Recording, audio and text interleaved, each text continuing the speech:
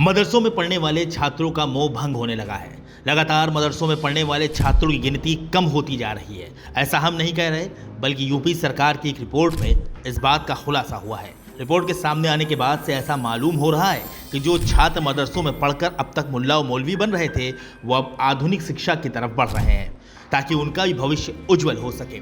सरकारी आंकड़ों के मुताबिक मदरसा बोर्ड परीक्षाओं में शामिल होने वाले छात्रों की संख्या गुजरे सालों के हिसाब से काफ़ी कम हुई है और ये गिरावट लगातार जारी है। रिपोर्ट के मुताबिक साल 2016 में छात्रों की कुल संख्या 4,22,627 थी, जो कि साल 2025 में घटकर महज 88,082 रह गई है।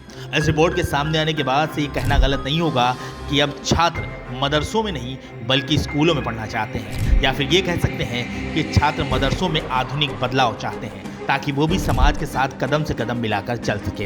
हालांकि सीएम योगी ने खुद इस आंकड़े पर चिंता जाहिर की है। उनका कहना है कि मदरसों के हालात में सुधार की ज़रूरत है। सीएम योगी का कहना है कि हमें ये सुनिश्चित करना होगा कि मदरसा महज मजहबी शिक्षा के केंद्र बनकर ना रह जाएं। मदरसों में मिलने वाली एजुकेशन को पारदर्शी, गुणवत्तापूर्ण और रोजगार परक बनाया जाना चाहिए ताकि हर एक विद्यार्थी का भविष्य उज्जवल हो, जिसके लिए अल्पसंख्यक कल्याण निदेशक की अध्यक्षता में एक समिति का गठन भी किया जाएगा।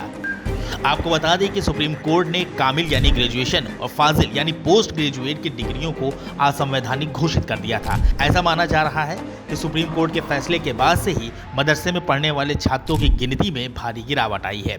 अब सीएम योगी चाहते हैं कि मदरसों में भी मान्यता के मानक और शर्तों को शिक्षा विभाग की स्कूल की तरह ही रखा जाए। रिपोर्ट के मुताबिक वर्तमान समय में कुल 13,329 मान्यता प्राप्त मदरसे यूपी में संचालित हैं, लेकिन मदरसों में पढ़ने वाले छात्रों की संख्या लगातार कम होती जा रही है। रिपोर्ट के सामने आने के बाद से मदरसा बोर्ड की हिमायत करने वाले भी परेशान हैं कि आखिर इतनी तेजी से छात्रों की गिनती कैसे कम हो रही। Bureau report, NDTV Bharat.